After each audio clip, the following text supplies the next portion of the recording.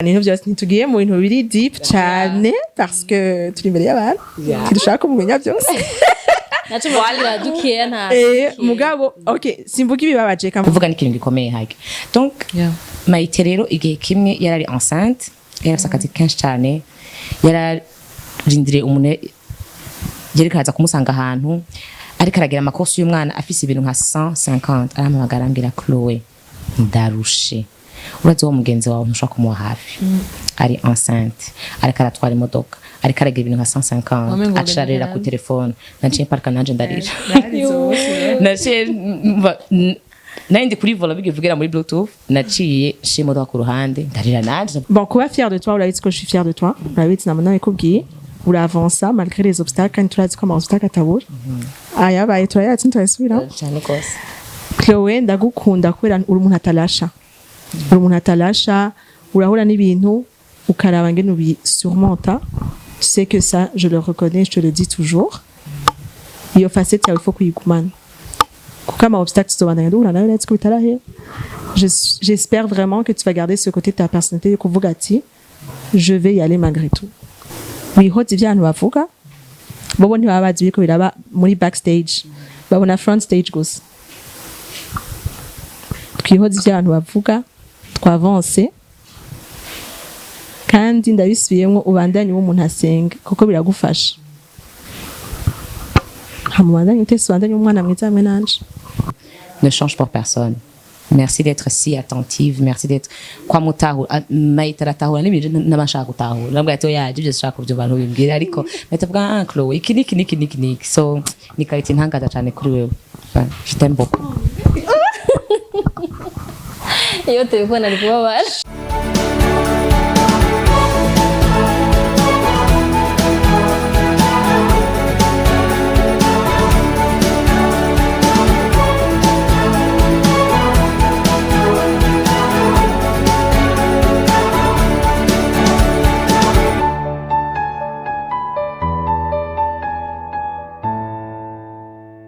Bonjour, bon après-midi, bonsoir. C'est neza.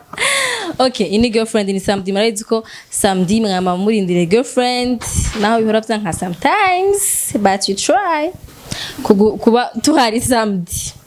So Jenny twa Ozi irakoze ku bantu batari bazi Seven Vibes mugabo kubera iki mutari muyizi. That's my question. Kubera iki mutari muyizi ariko nimba uyimenye ucugira subscribe kora ko haba ibiganiro vyiza bibateramisha so ka kweta hari yanya banza baramutse ko nabandanya nshanciramo kweta namusaba ko nza girlfriend arambeshe by the way je sinzi gucirana mu abantu vraiment bon murakomeye abakunzi ba Seven Vibes abakunzi ba girlfriend nanje nikirata kwizera ko atari banzi twabona mu girlfriend wanje Ozi copine ya hamwe no musi samedi nkuko twama twabibemereye Imana ibidukundiye mu twamuronka nka girlfriends no musi turi kumwe na copine aba girlfriend aba associé aba collègue aba tout all in one all in one so twabazaniye udushushu udusheri basa neza turagize amasoni cyane ariko kuntu usa nasa no kunda nivyo tome turavuga ko mutatubwiye tugire make up before ko mwipresenta cyane kuri kutajaje akiri kutugire make up ahubwo reka tugire mic jewe muri photoshoot nico gituma je ndashize ko make up bagire ko bipresenta tugire ni inde est-ce que tucaranye nande abahe akora he donc présentation complète Auto l'honneur. Amalona, ok. Ndakunda girlfriend umva imisi yose ndaba migenda uko nyene. Ndabaramukije. Je nitwa Chloé, Léon Chloé, ariko benshi banyita Chloé Ntare ku ma réseaux sociaux. Nkaba ndi umu jeune entrepreneur, nkaba nkora na marketing digital. Yego. Wow. Twicaranye n'umu jeune entrepreneur. Nande ndi umu jeune entrepreneur. Okay, so je nitwa Maite. Maite Biza kuri Instagram nkaba ndi CEO wa Maisha Beauty Products et nkaba ndi umukuzini wa Chloé ici présente. Fare ko kaja mwumvise arakuvuze we wamuvuze umviriza ndafata umwanya ndababwira byose okay umwe wese muri présentation mwagiye muravuga utuntu peut-être bamwe bakadukurikira tabizi est-ce que kweki Chloé Léon ngabo iciba Chloé Ntare hama CEO wa wa Maisha no nta kintu wavuze ego ndi umujene entrepreneur Okay. mfise magasin yitwa Ntare Shop. voilà bakora iki muri Ntare Shop muri entrepreneuriat yawe ukora iki Yeah. So, organische première question. On va dire quoi que Léon Chloé, hama Chloé Ntare.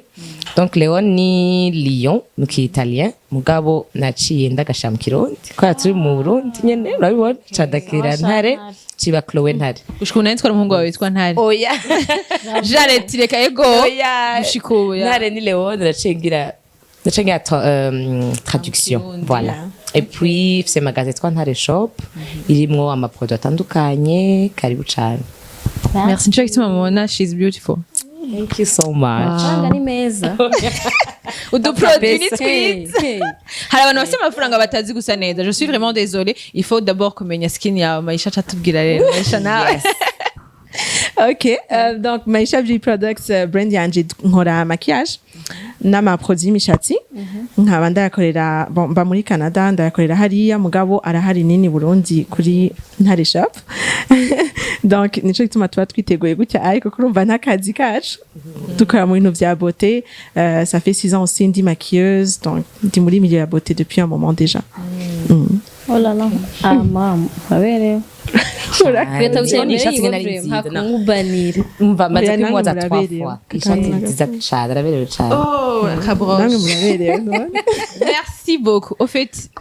natanguye kuvuga ko muri abakuzine muri abagenzi amaproduit yawe uyashira kwa Ntare est-ce que ça fait quoi gukorana n'umukuzine gukorana n'umukuzini bon gukorana n'umukuzini en general birateye ubwoba gukorana n'umuntu bimupfana ikintu birateye ubwoba mugabo Chloé sinovuga ngo vyari biteye ubwoba ko twarumvikanye puis naho abantu babona ko dukorana bakibaza ati ni juste ibintu vya cousine copinage turafise ama contrat avant yo kuvuga ati dukorane twaranditse contrat turasinya turumvikana ibintu vyose kubera muzi ko ibiza imiryango bigorana mwaranditse ego baje biteguye baje twiteguye byose biba vyanditse c'est pas juste ngo ibintu superflu ngo reka dukorane kwa turi cousine turi muri domaine imwe oya hari y'ubukuzine hari y'akazi on va byose on arrive à jongler mais turazi kubidifferencia nahone ego girlfriend ku bantu bayizi ni emission cyane cyane y'abakopine aba girlfriends twebwe au départ twatuzi ko muri abakuzine twatuzi ko muri abagenzi On se connaît toute notre vie. ushobora murapfana n'ikintu kubera ko biragoye twese turabasaba kuzina muga si benshi baca bamenya ko turi abagenzi b'abakuzine bacu even tuba tubakunda mwebwe mwashoboye kugira n'ubwo bugenzi mupfana ikintu niko vyamye cyangwa mwarakuze mugati none bigende gute byatanguye gute d'abord mukiri abana d'abord muri abagenzi nitubasha mu bugenzi ku nguvu ku buryo muri abagenzi are you girlfriends Yes, cyane gose. Okay. Oui, Maite n'umugenzi wanje cyane. Bon, ndaza kureka. Maite hava ari Tagira igana ama kitaratanga. emotion. Oya nta ma emotion tugira twamaze Je me kubivugana. Ego, n'umugenzi wanje cyane, n'umuvukanye kandi n'umuntu ampanura cyane. Umaze kubona mu buzima kenshi biroshe kwama wigirira amawe nyene ukihanura ukavuga ndakeneye iki ngabo au fond de chaque personne wamukeneye umuntu akuboosta akubwira ati Chloé je mbona megevye ariko si canke copine go for it so Maite amahari cane ashigikira mu bintu byose turabagenzi cyane byatanguye gute Maisha ni sawa Mwamenye- kama imusatanguye wabonye wewe mwamenye gute ko mu macingana byatanguye gute est-ce que ninde yateye Abakuze bose bari abagenzi nk'uko wowe? je pense pas oya C'est- en tout cas sinovuga ko abakuzini bose tumeze uko wowe oya mais birashika mugasanga murahuza deja twari duhuza vibe mu busanzwe turetse n'ibintu vy'akazi twari duhuza vibe twari duhuza mindset ca dusanga turabaye close uko nyene hama bon famille urazi ko famille mugenda murahura mugaca musanga hariyo umwe babiri batatu usanga ko mubaye très affinité ikomeye cyane et donc nuko ça a été spontané sinovuga ukuntu byatanguye urumva tuzidanye kuva tukivuka byatanguye tukiri bato mugabo en grandissant twagiye turahuza no ku bintu turiko turajamwo bicaye tumana lien yacu iba encore plus renforcée que juste la famille. Okay, umwe aba mu Burundi uwundi aba Canada antuko ubugenzi bwabo even if mumufana ikintu iyo mutandukanye hari ikintu gihinduka gusanga soit communication irahindutse ntimukivugana même mbwe mwarashoka kwandaya muri abagenzi even if muri kure mwabishoboye gute ahubwo Canke novuga ko muvugana- c'est ça qui nous a En renforcé tout cas, Like ego ça, vraiment, ouais. ego. Ok.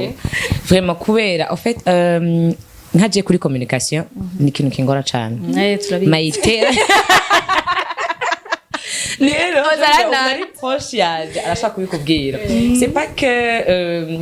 ndabifata minenego canke iki, nkubo iyo ngize aga stress gatoya. Sorry, nashize micro Kuva kuri kure. WhatsApp Cyangwa kuri WhatsApp, canke nkiyelwanya juste kugira nande shobore kwiretrouva. Donc Mayite yamari patiente nanje arabizi ati Chloe ndiko ndamubura ahantu hose Yes. abo bantu ntamerewe neza canke ari busy something like that so numugenda azi kunyihanganira hari abantu benshi baca bakwanka mvuze ati narakwandikiye 2 fois ntiwanyishuye naragwamagaye narakubuze or que ça n'a rien à voir avec eux mugabo Mayite she's always patient aravuga ati ndamurindira tu araza nsigurire yarari mbe ko nakurondeye akanjye umutima ati wewe arabaza guta mwidiri iri hagati iby'akazi iby'akazi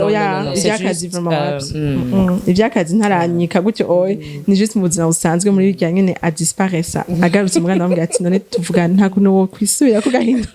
muga setani yari ikomeje cyane yego kubera marketing digital setani okay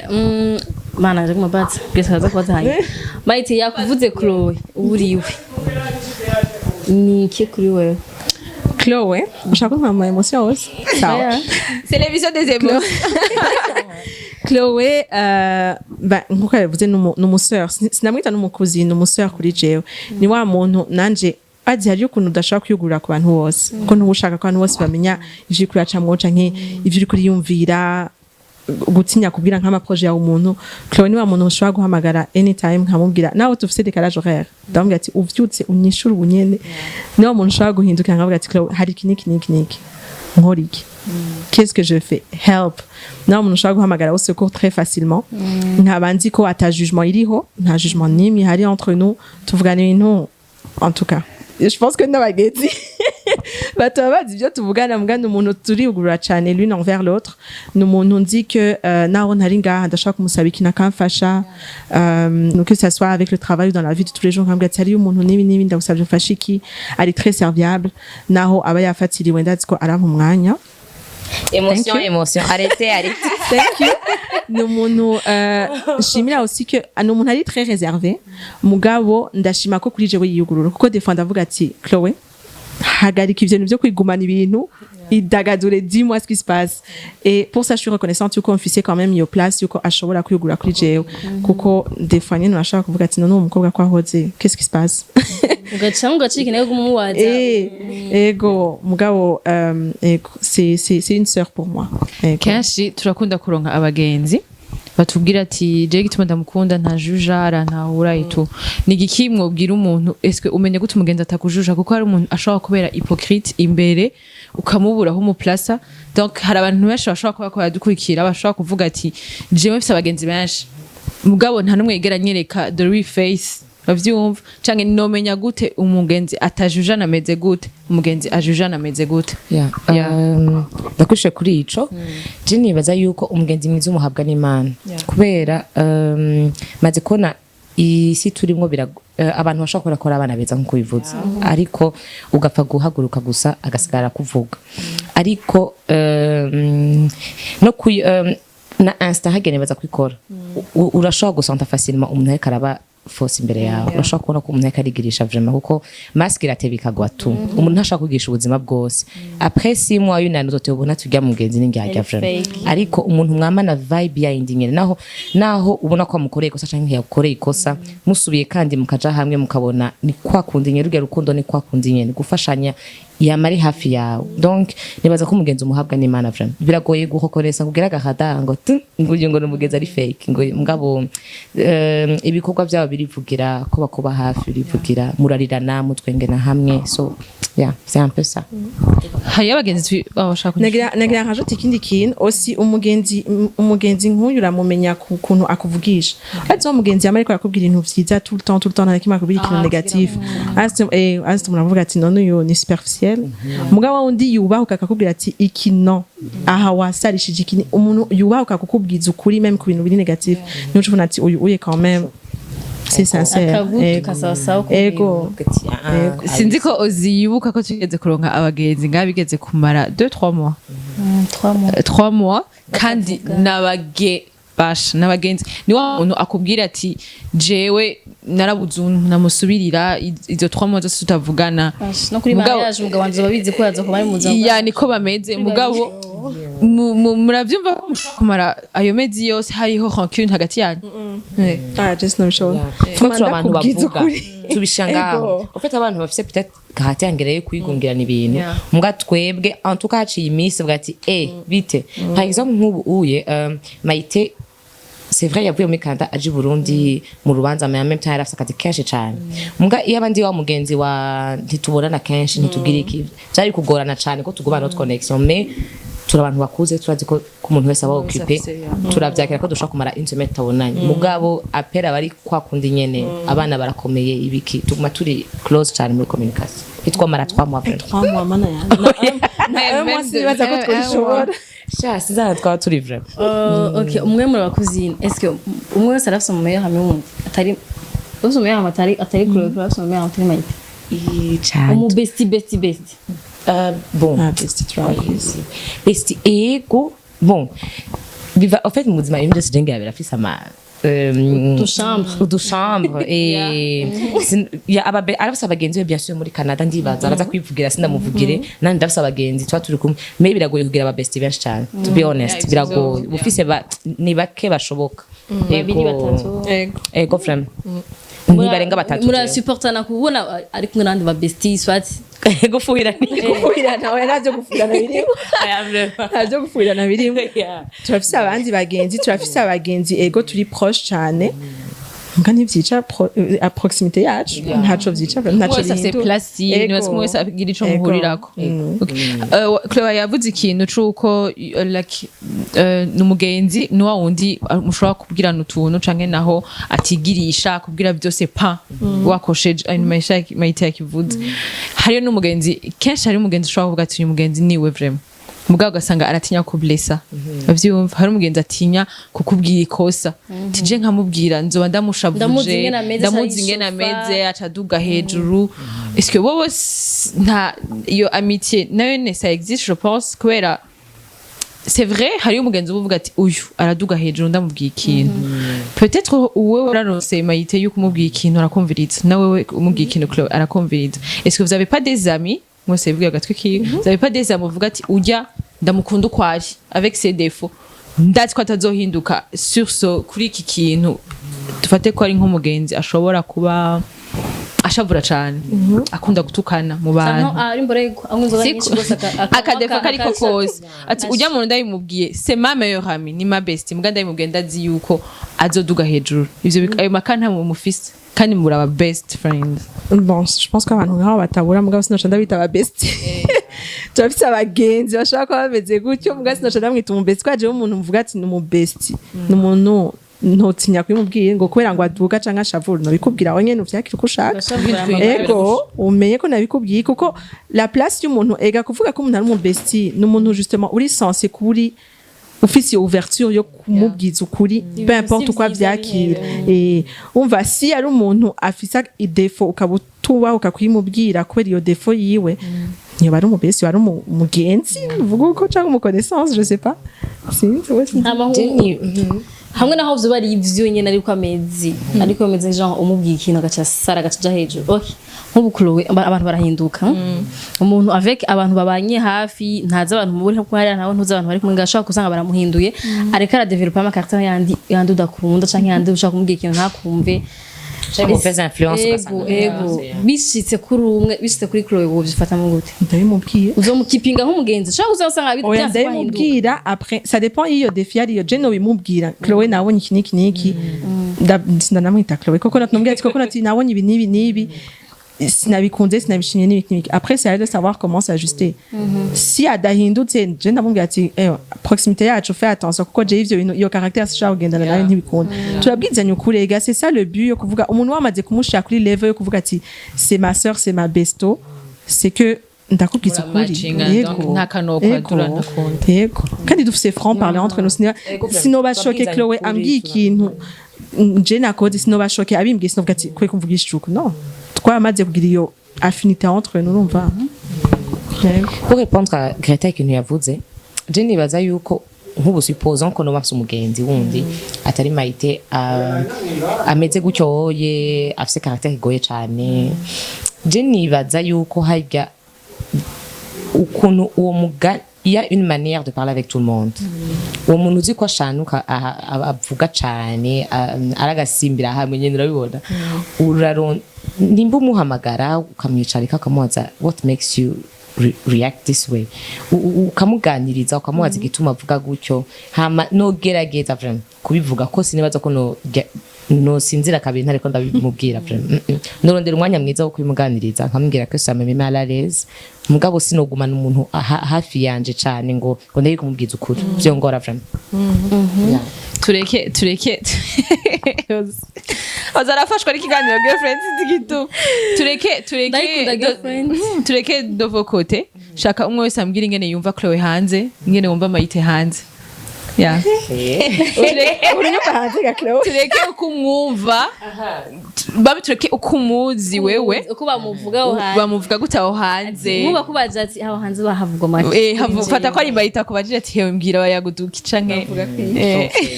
ntangore ivyiza n'ibi byose ya jewe kenshi abantu sinumva ngo bambwiye ko biragoye en fait urazi ko abantu dukozwe ugutandukanye hari abadukunda hari abatadukunda nk'abantu bataba bankunda cyane cyane bataba bakunda ozi biragoye bazi ko ndumugenzi wozi ko boza kumbwira ibintu bikuri ozi muga nk'ibintu mba numva benshi bavuga depuis par exemple ko twatanguranye partenariat na Maisha entreprise ya Maite benshi baza kumbwira ati shaye ko vraiment mubwira ibintu byiza cyane ati rero turetse kuri na brand ambassador wiwe nawe nyine araze kwigira publicité ibyo niko kunda kumbwira ati ego vraiment mubwira ibintu byiza muri kumwe en tout cas votre duo il est bon ati ariko nawe nyine ubwiwe arazi kubyigirira kuko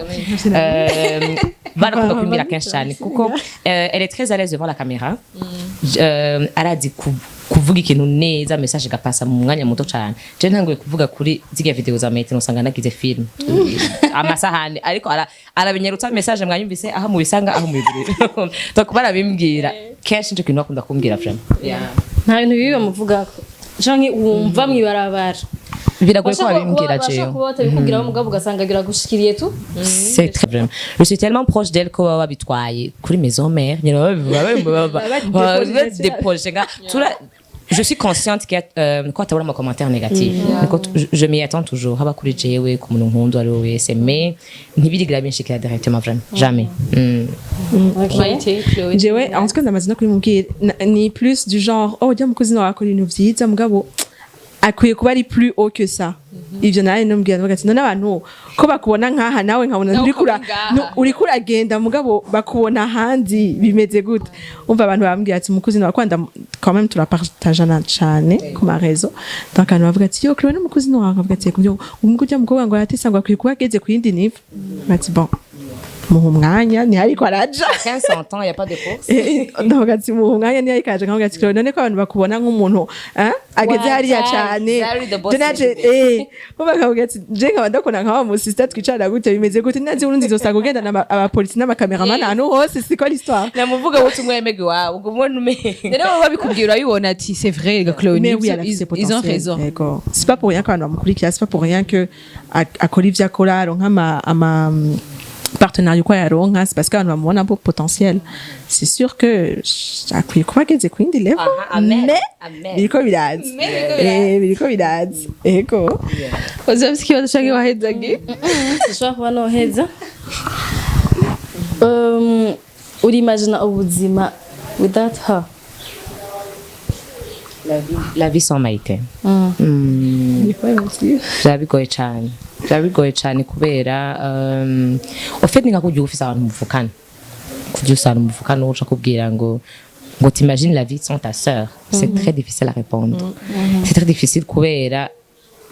n'umuntu muwanye muri quotidien yawe ya minsi yose wa dekoya ati ndakubwira ikintu kimvuye ngaha muri entrevue ibintu nishuye hewe nabyo nzi urabibona canke ati hewe mpeje gusinya contre ikomeye mukaryoherwa hamwe mukagira emotion hamwe donc c'est très difficile de kwimaginer izo scénario mbamo quotidiennement sans elle. Nanje navyo nobona kandi c'est pas pour être romancière ou quoi que ce soit nanje navyo nobona kuko urazi hari abantu nkuko nabivuze kare c'est pas sur tout le monde que ushobora kuba open gutyo oya hari ukuntu muri société yacu dutinya kubwira ikintu umuntu kubera cagenda kukuvuga bavuga ati sishaka kuvuga iki niki kuko bogenda kukimenyesha ahantu hose bakamvuga niki donc ibaze rero unkuye umuntu ariwe nsanzwe mbwira ibintu byanje byose noba depressive ntibikunda tuvuga ati none ni nk'umuntu ana umuntu mbongira ntange comparaison il est bizarre ana umuntu agenda ku psychologue ko afise ama problème ariyo yose ibaze umukuri yo consultation rero donc uyu ni psy wa no ni psychologue rero James a psychologue babiri ni abantu mvuga ati mama gaye umwe wundi damubuze bicaye pasuka il faut ko ndamurongo urumva sinovuga ngo je peux pas ni passe iyo umwe arishije mu kintu urabimubwira ko turakunda kuronka amakanga hanya ati sinzi sidamubwira ko ndamukunda sidamubwira merci ni ibintu biri ine est-ce que yana ma love you no mwira abanye bye rero love you uzumva abandi canke appel inutile hena numva nk'umwijwi ryawe biturakomeye uri mu maki appel inutile nari nakwiyumvira uri mu maki niyo bakati ngo ni gisukari aba ni gisukari en tout cas ntaco dutinya kuvuga je sinibaza en tout cas je suis bonne iyo umubonye Chloé ariko aragrowing siko mu bintu akora canke iyo umubonye Mayite ariko aragrowinga mu bintu akora uraba proud ukabimubwira how ubimubwira fata yuko ukamwandikira message fata yuko ukamwandikira message waktinga gute ubwira uvuga ati yeah she's my sister like ubivuga gute Mayite atagure cyo mvuga bah c'est la base cyane cyane turakunda kunikana ama audio kuri WhatsApp umuntu yoza kuri ama WhatsApp yacu audio kandi apana audio ya 2 minutes oya 10 minutes hageze ko uvuga ngene uri proud n'ibiki turabivugaho nyene ukumengo badutumye kugira reportage ego turabivuga kandi après cyane muposa ndi proud cyane nkavuga ati oh c'est ma cousine je me rappelle igihe cyane muposa diko dit tapfa ko ari umukuzine wanje jewe igihe nugura business yanje ya mbere c'était en 2000 je pense 19 ico gihe naratwawe cyane vraiment narabaye busy murabona mwese ugiye utangura ikintu gishasha ikibanza kurangura kuvoyager ndibagira complètement kumubwira ko ngira ngire finalement lancement ya magasin Ntare Shop ngara bizi ni wa muntu arabizi ko dukundana ndamufise ku mutima mais j'ai vraiment oublié ndibuka message Mayite yandikiye ambwiye ati bon ntavyo wambwiye yuko ugirigire lancement mugabo I'm so happy David vyanaho hari mugabo nyine mugabo tellement turakundana tellement turabwizanye ukuri ati ndashavuye ntiwabimbwiye nabibonye kuri social media ntarabimenya but I'm so happy for you so ego vraiment turankuhajana turaryoherwa umwe wese ari karateri ntamba muce mugira ko mubwira abagenzi turafise abagenzi like umengo kubwira umugenzi kumukunda okay akarorero iyo usanze ahantu yicaye umuntu nka Mayite ko mumenyeranye mwamana bon mege distance no compare n'abandi hari abantu usanga bamana Durand Holland ugasanga baramana ku buryo naho musanga yicaye ahantu araha bizu abandi akabaramutsa ngabo akavuga wewe urabibona canke naho muri zoka umwe ari karagrowing ugasanga c'est rare kuronka umugenzi aba proud kuko umengo wari genre tu devais wari censé kuba censé urabona none tuvyite ikibano kirakengeretse siko biragoye kuronka umugenzi akuvuga ahantu surtout uhari ntashobora kuvuga mugabo udahari ugasanga ariko aragutera amashurwe mugabo uhari kwava kishima shaka ajya anye est-ce que ça fait quoi ko ufise umugenzi ameze guco et aussi ça fait quoi kuba utigera uronka umuntu avuga ati wow aratese ujya mugenzi wanje nk'abantu batabafise bababwiye turafise principe umwe wese afise ibyo ariko arakora umwe wese ashaka kuduga mugabo bino ko tujana donc niyo principe yacu ngira nkore nshike ari mugumenye ko tujana niyo principe yacu ntavyo kuvuga ngo wowe uri kwateye imbere okay je te félicite hama ngo menda kura oya umva turajana murafatana ukuboko donc umwe agize réussite undi ariyumvira nanje ndamushiramo gute ndabigira gute kugira tujane umva kandi nta amaziko nabagize umenga barapinzanya twe ntidupinzanya donc umwe wese agira kuri ku mwanya wiwe nimba mayita ageze ngaha aye canke jewe ngeze ngaha aye c'est pas comme si tugira kajya gasantima kantu ne kweri kuryaye ateye imbere wenyine canke nico gituma wamushojize nk'umu brand wari wabuze abagenga badashaka bazahora babaze ba star ntewe kugira watoye Chloe kubera iki ko ya potentiel yiwe kandi wenyene ndabwiye ko nakati wenyene yarandungikiye document yo kugira ivyo yokora umu brand nakadi vraiment c'est pas ngo sinzinanye n'abandi bantu Yeah. oya turazinanye n'abandi bantu twese de notre côté muga yarandungikiye document yambwiye ati umva je nogira ibi nibi ndavuga ati okay wewe rero twumvikane igiciro cawe niki oya hari ibintu turumvikana ni contrat officiel salaire et tout ce qui suit ndavuga ati okay et c'est parce que aussi je voyais ce qu'elle faisait umva hari yuko no mukaza kariko kose uretse ko ari Chloe naho nobona undi muntu urara ivyo akora nara ivyo akora nkavuga ati okay arabishoboye iyo biza gushika akaba ari mu yindi domaine ataho ihuriye na gato n'ivyo ukora wewe est-ce que wari mwari kuba abagenzi est-ce que kubera ubu nyene bazi ko muri close kubera mukorana murahurira cane muri iyo domaine ya ma produit donc byari kugenda gute nk'uyo mutisanga muri domaine imwe mwari kuguma muri abakuzinuko twabaye close avant yo kuja muri domaine imwe okay twabaye close urukanya était à 2013 twabaye close avant parenthèse nivyo twafite justement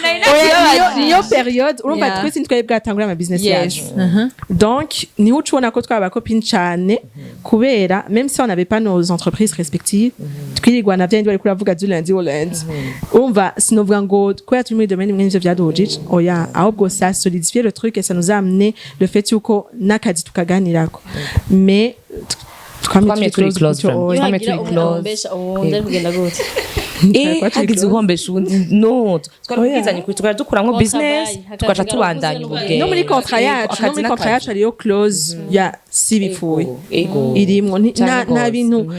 oui on s'adore et tout mais sans ego kandi nanje iyo abari mayite ari brand ambassador wa Ntare Shop hama ivyo ari censé gukora yego canke nandi ivyo ni censé gukora sindabikora kuko des fois haba ama erreur ku mpande zose l'employeur na l'employé donc ugasanga ariko harabi bitagenda twahagarika akazi tukaje tubandanya ubugenzi bwacu ego kugira ntitwicishanire ngo kubera turi famille katugaruke rero côté émotionnel babikunda hose cyane amenyera ibindi biganiro bitari ngombwa muri mitima yo namara bikora je mubarira abantu bikorarira ngape ndakunda umuntu yugurure sura umutima wiwe uramaze kurira kwera Chloe ego keso uryohewe canke ubabaye nararize ko ya Chloe yarabizi nawe bon niko kundi tuvugana ibintu byose ntitugiye mu bintu biri deep cyane parce que turi imbere y'abantu dushaka kumenya byose naco mwabira dukiye nta mugabo okay simvuga ibibabaje kamvuge vyiza siko ko ibibabaje ntidushaka kuvyibuka vyiza naissance y'umwana we wa kabiri yo nararize ushaka abantu bambwira ati wari uhari mugabo uri soko utari Burundi watera igise cyane yo sinaryamye mu munsi kandi Chloe afise ukuntu ngana kuvuga ibintu sorry afise ukuntu agwara cane umva twirirwa turiko turavuga ati mana yanje ndi enceinte mbyara umuryango wanje wose uzi yuko kugira ngende ego donc Maïté c'est la marraine de mon deuxième fils nibaza yuko yari umva twari kumwe muri salle d'accouchement twari kumwe cyane donc wakubwira tukabibi kanje je pense que j'ai jamais autant stressé l'entrade nara stressé famille yose ndavuga ati nta muntu mafise inkuru za Chloe comment ça ageze he gushikaho n'umuntu nari mpora amamagara namuhamagaye gendo ndabere mu ndabusavye mubwire bimeze gute okay ngira ngiriki umva uwo munsi nararize sinzopfa ibindi ndavyibuka mwese nabivuga umugwo uwo munsi nararize ndavuga ati enfin ko ya ma complication yose yabaye ndavuga ati enfin byose biragenze neza ubwo ko ishobora kumuhitana ko byari biteye ubwoba cyane byari biteye ubwoba cyane yari grossesse à risque byari tudutinya twese naje umuganga ndatinya ngimana yarabikoze Ona ko ndikima machiza nyene ubu kiratesa vraiment chiki bad hawa Chloe wewe jewe umva kubura amaye masabya yada imenye no munsi okay en fait Maïté n'umuntu mu buzima bwiwe ari vraiment très occupé n'umuntu ari busy mu buzima bwiwe umva sa routine gukorera mu gatondo vyutse gushika ku mugoroba ryama donc mais iciza ciwe igituma atamusi numwe azodeprima kandi ndabizi ni kwera elle communique ashaka kwase nk'abagenzi babiri gusa bari close arababwira kuvuga ni ikintu gikomeye hake donc Maite rero igihe kimwe yarari enceinte yarafise akazi kenshi cyane yararindiriye umuntu yari kaza kumusanga ahantu ariko aragira amakosi y'umwana afise ibintu nka 150 aramuhamagara ambwira Chloe ndarushe urazi wo mugenzi wawe ntushaka kumuha hafi ari enceinte ariko aratwara imodoka ariko aragira ibintu nka 150 acarira ku telefone naciye parka nanje ndarira naciye nandi kuri vola bigivugira muri bluetooth naciye shimodoka ku ruhande ndarira nanje ndavuga okay sinamubwira ko ndiko ndarira mbwa none why quoi kari kure pour le umva vraiment ça m'a fait vraiment mal que nari numva basi nogenda buke agaca mbona muri Canada Surtout ko uwo munsi ndibuka ko nakubwiye ati kubera kutari gaha d'abord washaka uba twamaze kurira tubona ko byari turarira ndamubwira ati washaka kumenya ko ikindi no uri hari ndi wumva ntanake muri ugira ufasha umuntu mugabo ya ntumbwira ngo senga ngo birahera ni stress real life stress you know but thanks God wari wabimbwiye ndamubwira ati dushaka Emiso singira bagenzi reka dusenge basi reka ndagoma Israel mbonye avuga ati si pieds sous terre umuntu agacagerageza kugarura n'amaparole genre yo mu ndirimbo un peu plus yagira indirimbo iraho avuga ati umva ntavyo negeta ko kubiranga hirya ati sinkeneye ko ntumbwire gusenga Chloe natwe tugira umbwira ntumbwire nsenge ngenda kubwira ikintu dushe reka kubwira ivyo bintu hari abantu bari batubwira ikintu ndakunda kukivuga telima ko basaba tusha hari abantu bari batubwira ko atabagenzi bafise mwumva gute ubuzima udafise umuntu ubwira ibintu woba ntawo ukunda kuvuga uri communicative welcome depression bien ngo notre homme écrivaine nkaza ndasohora ibitaro kugira ni default reko nshaka kumanumye jeyo hari abantu bigumizamwe ibintu Chloe hari abantu bigumizamwe ibintu yego uyu yameze gutyo gato jewe gato mafise nka ubu ariko araza babiri ni nusu mbwira abantu bake cyane ariko ubu j'apprends à communiquer nkavuga ibi nibi ibi byanshavuje ibi byanyoheye kandi vraiment kuvuga ni ikintu gikomeye ufise abantu uzi ko batagucira urubanza ukavuga ikintu cyagushavuje canke cyakuryohe no muto wambere gukira à la base yego vraiment iyo umuntu atahora avuga danko akaca yaduka akavuga iyo umuntu atahora posta danko akaca yaduka agaposta biramaze gushika ku bantu cyane dukunda ama réseaux sociaux siko bakaca tangura avuga yo et déprime jewe sini kuko abantu peut-être jewe basanzwe bazi ko cyane social media ça fait partie de mon travail siniga ntinya jugement y'abantu vraiment en tout cas harakazi ukora Greta ukaburi ready kuba juger gushimwa gukundwa kuko ukugira amajugement menshi haba hariho urundi rukundo rwinshi cyane rusumba amajugement ruri derrière ça donc j'ai pas les gens bashaka bagira ama commentaires ntazi mais non ntaco bimbwiye vraiment ntibaravuga ikintu kuri wewe kirakobaza gose ntaco urabona muvuze sur tumazo sose kipobaza kambabaza cyane oya turabona abantu bakuvuga ku marezo oya ega sindabaho iyo accès yose kuko hajya quand tu donnes accès nini cyane niho nabantu bagira accès kuza kuvuga ibyo bashatse byose muga jewe c'est plus utundu twenza naho no ndabaka accès gato ku buzima bwanje nakantu kani minime vraiment nta mwanya bafise wo kuvuga ikintu ku buryo contusha directeur non kandi je pense que tugenda ku marezo sociaux twiteguye ibintu à la base ugenda ku marezo sociaux witeguye turabizi bon je sinumva umuntu amvuga nawe sinumva umuntu amvuga nawe ku marezo sociaux mugabo nk'ubu vyoshika twamagarana tugatwenga wabonye ngene bavuze gasha wabonye bijya bintu gaye wabonye bijya bintu uyu none yibaza ko ibi nibi umva ugenda ku marezo sociaux wavyiteguriye parce que turabizi tugenda tubizi okay umwanya wa déclaration bamwanya nkunda imbere yuko tugira emotion umugani wa Chloe hariyo video nigeze ntusure kurira wabikame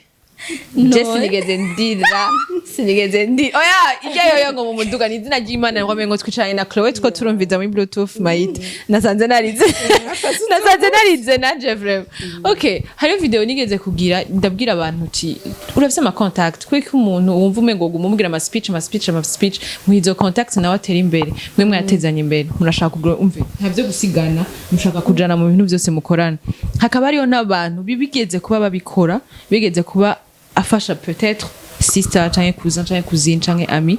ugasanga yarigeze kuba déçu umunsi umwe je ndibuka ko ari umuntu yigeze kumbwira ati Kireta nuko ivyo uvuze n'ivyo mugabo je nageze kubikora narahaye akazi umukopine araza gukora aho nkora ndibuka yuko nace ndanamusedera place muri iyo company ndavaho kugira ashobore kuca yokupa kuko yari munsi yanje donc navuga ati je mvuye kuri poste niyo baduca bahashira muganda kugira ibintu yasigaye arakora ibintu yasigaye arankorera je vous dis bien bari ba bestie avyumva Kireta ibintu yasigaye arakora ibintu yasigaye aramvuga ibintu sindakubwiye sinzofa nsubiye guha akazi umuntu urumva sinzofa nsubiye guha contact umugenzi ashaka be yaravuye mu nda ya mama plus jamais okay mwebwe ni iki mwobwira abo bantu peut-être adashobora gufasha abantu bo mu muryango kubera peut-être yabaye déçu canke naho ntanabigerageza ntumva bimeze gute gufasha umugenzi wawe kugira wingana hamwe je novuga que il faut toujours donner sans attendre un retour voilà ntumufashe ngo witege ikintu oya mufashe si atari tureke twe niko dukorana c'est différent muga muri iyo sens yo kumufasha ku akazi cyangwa mufashe agira ivyo agira mugabo n'attend rien en retour kuko hajya umuntu afise ama expectation niho acaba déçu avuga ati nari niteze ko ibi nibi il faut jamais avoir d'attente urakora ikintu ciza uka yo witeze ko umuntu en fait azo gutangaza azo gusurprendre positivement no misoso usanga uri kuraba déçu kandi nanje vyamye bimba kuva kera ubu niho nize kutiatanda ikintu ngo ndarindiriye ko hazobiki no ndakora ikintu sans attendre retour hariho nakunda kuvuga ngo wagiye ahantu ngo hameze gute hararyoshe ugasanga feedback n'ahantu hararyoshe ça fait quoi gufasha umugenzi wawe gufasha umugenzi wawe en fait je dis iyo tugiye ahantu turavuga ati hewe hari haryoshe kwizina ya Beatesa umuziki wari uryoshe donc shaka mubwira abo bantu batazi kumva ko bofasha abagenzi babo muri mwegi uri kurafasha umugenzi ariko aratera imbere canke peut-être ntanatera imbere agasigara dekona bimeze gute nigiki wo babwira iki pour la motivation yo gufasha abagenzi kuko nukuri surtout aba jeune entrepreneur turakunda unye tuko turafashanya sino kare wamengo ashaka gutera imbere wenyene ça fait quoi biraryoshe bimeze gute mwo babwira iki nigiki baho wumva kwa par exemple nka jewe ngerageje kuraba nko muri Maisha tugitangura gukorana reka duconsidérer avant que dukorana tu sais que avant que tugera na contrat nari sandre poste ibintu vyo cyane donc c'est abantu babonye ngo ndi brand ambassador bavuza tumva mwari mwatevye aho vite kandi nivyo oya nari sanda bikora kubera umugenzi wanje nari nshaka yuko brand yiwe imenyekana nkabona afise aba followers benshi kandi afise ama interaction menshi kan profite rero business yo bayimenye rero ça faisait tellement plaisir iyo umuntu aje kugura ama produit nkamuranga haya atora ko ntishoge ntiyari bwaza muri ntare shop nkamubwira ahasanga ayo ma produit agaca ama feedback meza akambwira Chloe urazi yuko abantu bandangira bimeze kuno iyo satisfaction iraryoshe cyane sinzi genda kubwira kumva kuri utile voilà ego okay ndafise akamaro mu bintu vyiwe kandi yabibonye aussi parce que ukoze ikintu wundi atayibonye okay nta attente ufise mugabo biraryoshe umuntu aje kubwira ati urazi ko finalement abantu bandungikira habaye ibintu biraryoshe kubimenya haba abantu batari reconnaissante nabo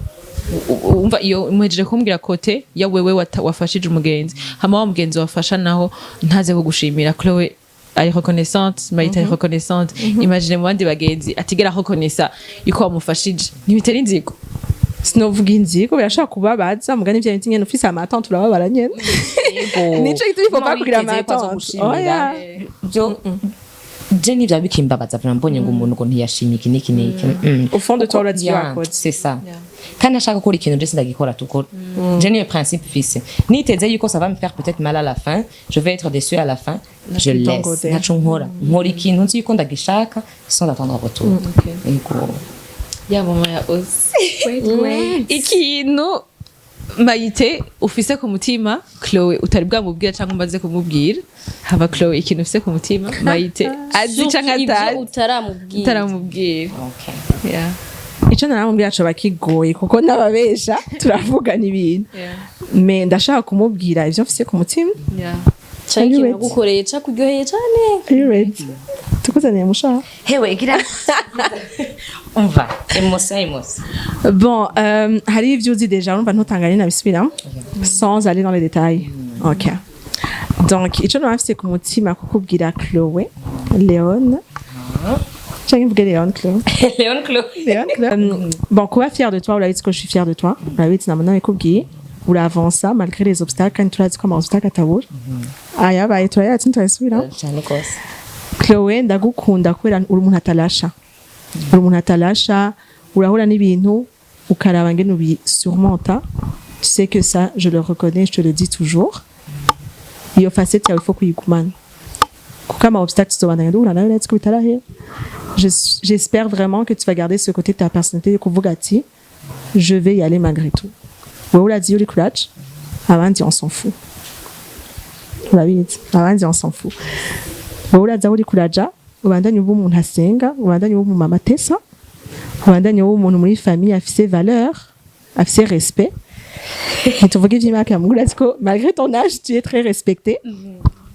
Ubandanye uba exemple kuri entourage yawe. Kuri batoyi bawe, ku bana bawe, ku bagenzi bawe, bavuga ati ok, malgré ceci, on voit que elle est devenue cela. Wihoze ivyantu bavuga, bobo ntibaba bazi biriko biraba muri backstage, babona front stage gusa. Twihoze ivyantu bavuga, twavanse, kandi ndabisubiyemwo ubandanye w'umuntu asenga, kuko biragufasha. Hamubandanye utese ubandanye umwana mwiza hamwe nanje. jewe naho wari kuraraba Chloe nafashe kukubwira jewe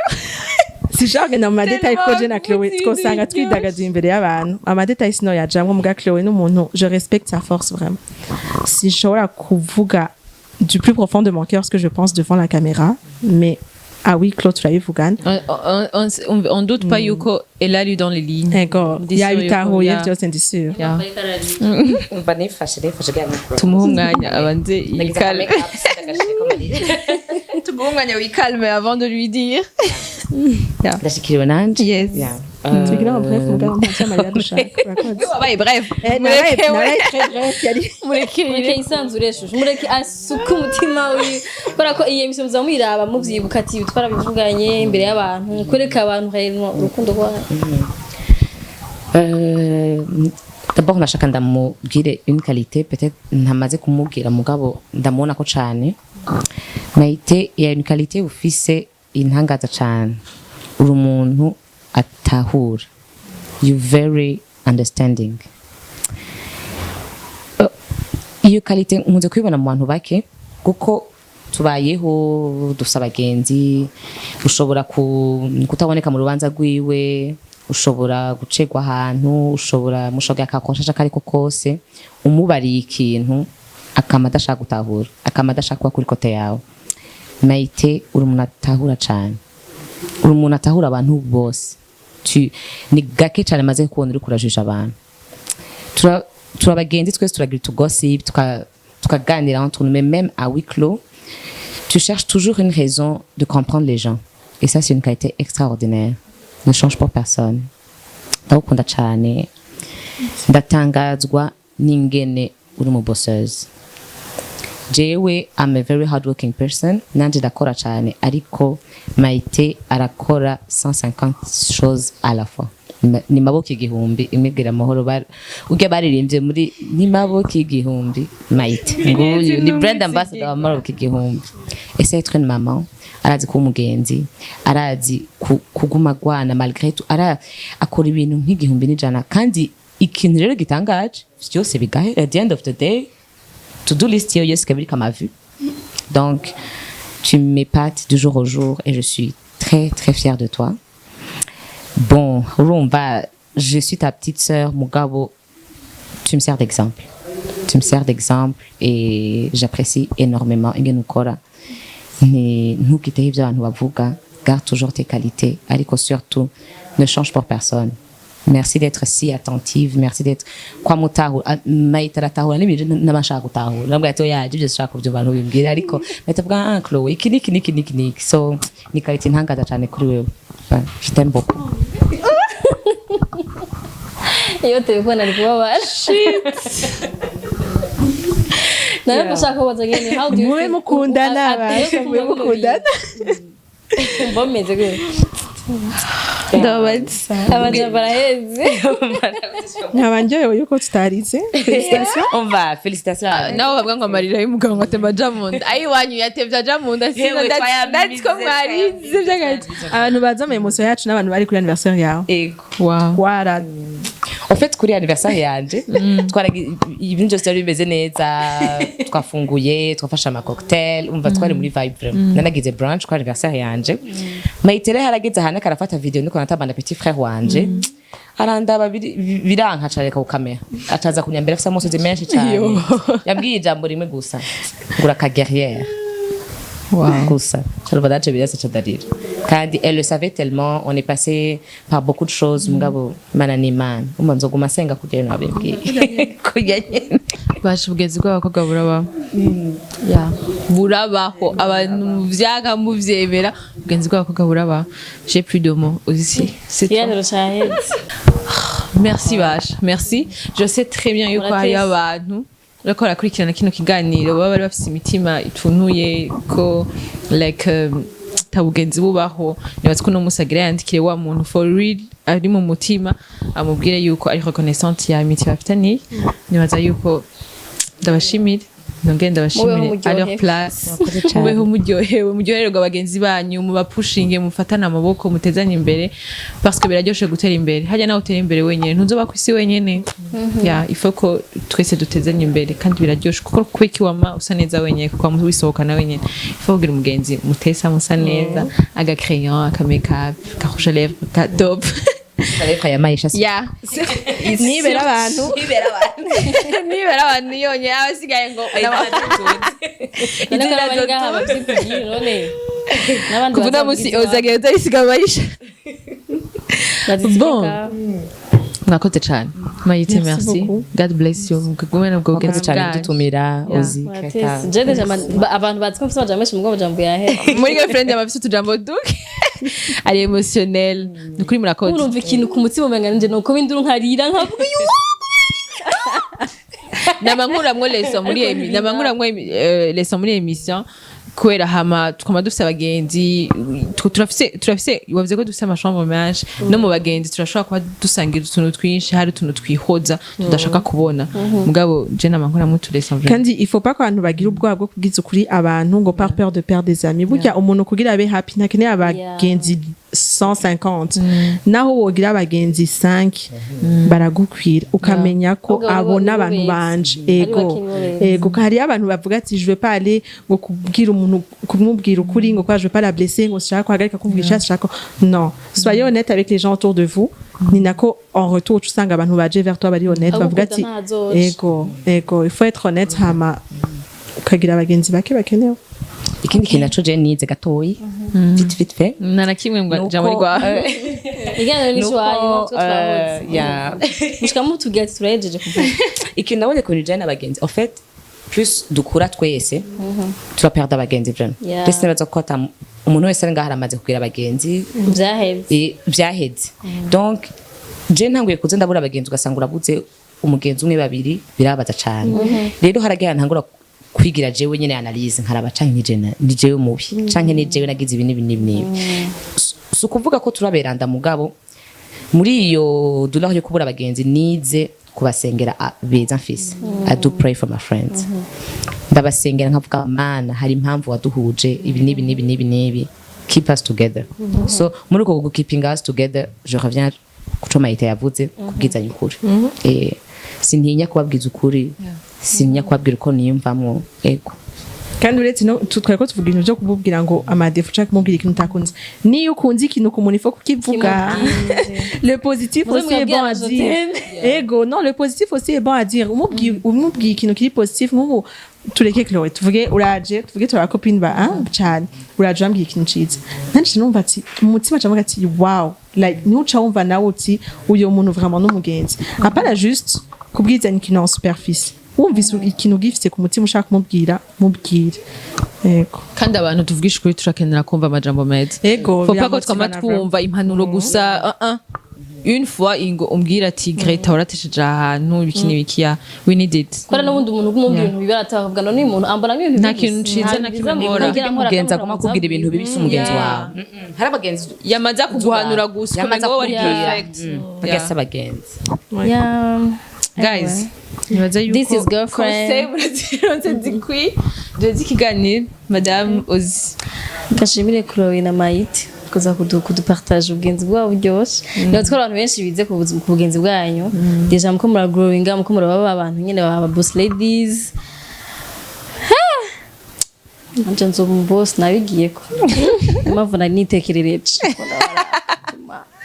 one day inakura dusezerera abanywanyi aba auditeur reka nshimire abantu bose bavyiye mission mwese turabakunda cyane murabizi musiga mu commentaire yanyu tubwire ikintu cyafashije cyangwa ikintu mwakunze ikintu mwigiyemwo si byatumye uja kurondera umugenzi akamubwira ati je t'aime ndagukunda ndifuza gutera imbere ndifuza ko bigenda ukunye bimwe byo mwisengero ngo bwira mugenzi wawe yes ashimye yes agira neza bwira mugenzi wawe ati ndagukunda ivyo ukora ego anyway reka tubashimire cyane naho ubutaha muri girlfriend ikurikira samedi prochain turabakunda cyane bye bye bisous